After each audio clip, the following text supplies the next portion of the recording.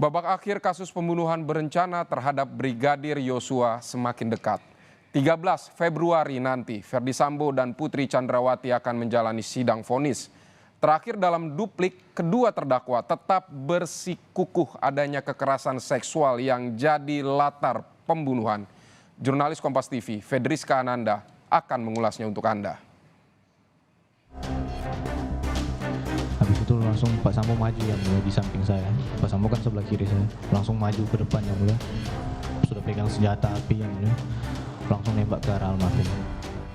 Meskipun di tanggal 5 ada pengakuan Richard bahwa keseluruhan penembakan itu ada saya, kemudian berubah di hari saya lupa tanggal 7 itu saya menembak 2 kali dan terakhir saya menembak sekali. Saya bantah yang mulia.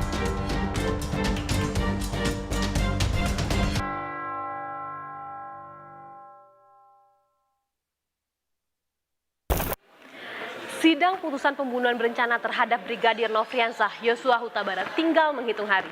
Besok, otak skenario Ferdy Sambo dan Putri Chandrawati akan menghadapi sidang putusan. Mari simak sejenak saudara, kilas balik awal mula kasus ini mencuat, yang lebih populer disebut polisi tembak polisi tersebut. Babak akhir kasus pembunuhan berencana terhadap Nofriansah Yosua Huta Barat tinggal menunggu putusan majelis hakim. Namun, hingga ujung persidangan, Ferdy Sambo dan Putri Chandrawati tetap bersikukuh pada pembelaannya yang menyebut pelecehan seksual benar terjadi.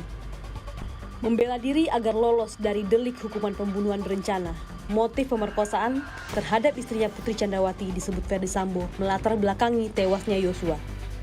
Di muka sidang, Sambo mengungkapkan ia diselimuti rasa emosi yang memuncak begitu mendengar cerita istrinya yang mengaku dilecehkan oleh Yosua. Mengingat lagi kejadian yang menimpa istri saya bertanya kepada Yosua waktu itu, kenapa kamu tega kurang ajar sama ibu?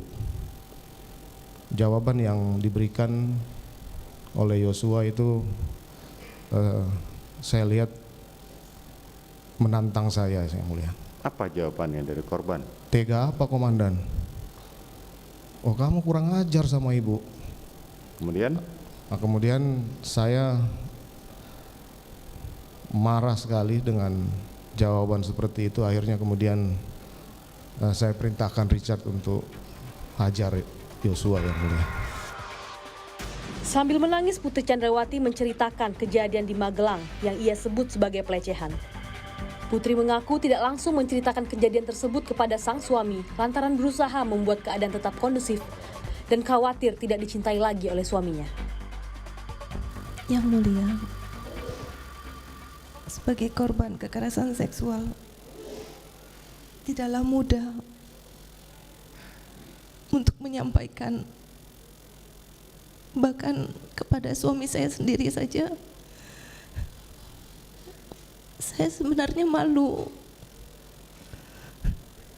karena saya tidak tahu apakah bila saya mengutarakan peristiwa tersebut, suami saya akan mencintai saya dan mau menerima saya kembali.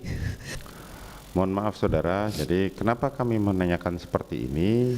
Karena sumber peristiwa Magelang inilah yang memicu terjadinya peristiwa penembakan di Duren 3. Namun, Putri Chandrawati yang selalu bermain aman kerap menjawab lupa dan tidak tahu ketika majelis hakim mencecar jawaban Putri terkait tiap potongan peristiwa tewasnya Yosua. Ada enggak kamu tanya suamimu, ada apa di luar? Waktu itu itu manusiawi loh pertanyaan saya itu. Saya lupa. Saya lupa apa yang saya katakan. Kalau Pak Hakim mendengar mercon aja langsung keluar ke rumah, apa itu? Langsung itu normal saja, refleks itu sebenarnya. Karena saya bingung saat itu. Saya shock juga. Jadi saya bingung. tidak ada menanya apa yang terjadi. Mungkin saya lupa, tapi seingat saya memang saya hanya membalikkan badan. Lalu saya melihat suami saya membuka pintu dan mukanya panik. Terus dia langsung panik. rangkul saya begini, bawa keluar. Meskipun tak cukup bukti, namun Ferdi Sambo mengungkapkan peristiwa pelecehan seksual yang diduga dilakukan oleh Yosua kepada Putri Chandrawati merupakan akar dari peristiwa tragis yang menyebabkan hilangnya nyawa Yosua. Meski begitu, jaksa penuntut umum mengungkapkan menemukan hal lain dalam relasi hubungan antara Putri Chandrawati dan juga Yosua. Jaksa penuntut umum justru menyaksikan terjadinya pelecehan seksual yang dilakukan Yosua terhadap Putri Chandrawati. Alih-alih terjadinya pelecehan, dalam tuntutan yang dibacakan, jaksa penuntut umum justru menduga perselingkuhanlah yang telah terjadi antara Yosua dan Putri Chandrawati. Tindakan saksi Putri Chandrawati yang sama sekali tidak memeriksakan diri ke dokter pasca dugaan pelecehan seksual. Padahal saksi Putri Chandrawati adalah merupakan seorang dokter yang sangat peduli dengan kesehatan dan kebersihan. Adanya inisiatif dari saksi Putri Chandrawati yang masih meminta dan bertemu untuk berbicara dengan korban selama 10-15 menit dalam kamar tertutup setelah dugaan pelecehan. Keterangan terdakwa Kuat Ma'ruf terkait duri dalam rumah tangga sehingga dapat disimpulkan tidak terjadi pelecehan pada tanggal 7 Juli 2022 di Magelang, melainkan perselingkuhan antara saksi Putri Chandrawati dan korban Nofriansyah Yosua Huta Barat. Meski tak ada visum pasca terjadinya pelecehan seksual, tim penasihat hukum Putri Chandrawati meyakini kliennya betul telah mengalami pelecehan yang dilakukan oleh Yosua.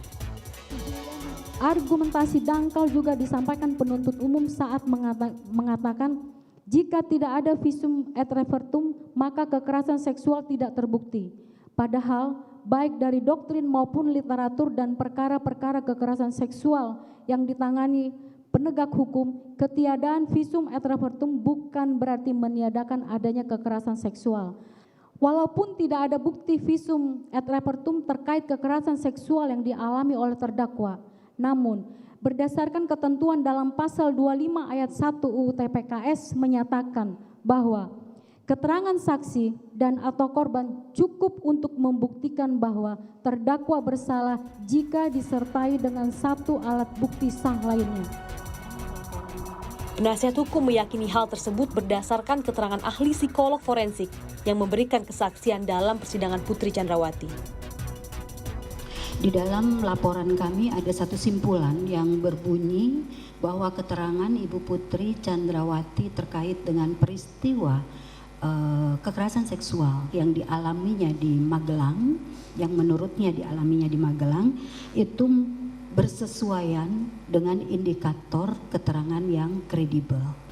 Ada satu fase di saat Ibu PC menceritakan terkait peristiwa kekerasan seksual di Magelang, itu memang ada perubahan fisiologis yang luar biasa, yang kalau di dalam teori psikologi, di dalam teori psikotraumatologi, ini merupakan flashback.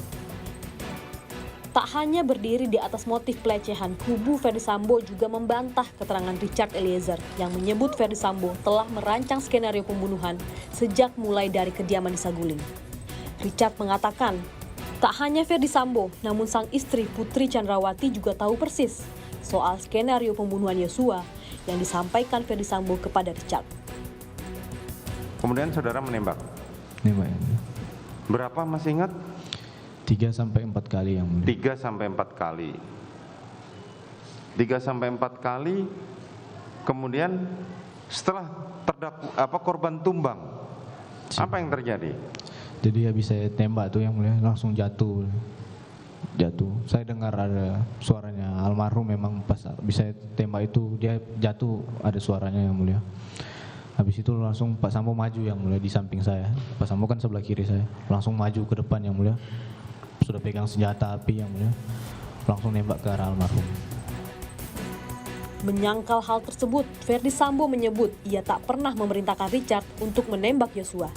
Ferdi Sambo mengatakan ia hanya memerintahkan Richard Eliezer untuk menghajar Yosua tanpa ia kira akan terjadi penembakan. Ferdi Sambo juga membantah keterangan Richard yang menyebut dirinya ikut menembak Yosua. Apakah saudara ikut menembak tubuh korban? Saya sudah sampaikan di depan pimpinan Polri bahwa saya tidak menembak yang mulia. Meskipun saya bisa lanjut yang mulia. Silakan. Meskipun di tanggal 5 ada pengakuan Richard bahwa keseluruhan penembakan itu ada saya, kemudian berubah di hari saya lupa tanggal 7 itu saya menembak 2 kali dan terakhir saya menembak sekali. Saya bantah Yang Mulia, saya tidak melakukan penembakan kepada Yosua Yang Mulia. Setelah sepekan masa tenang, akhirnya majelis hakim akan memutus hukuman kepada kelima terdakwa.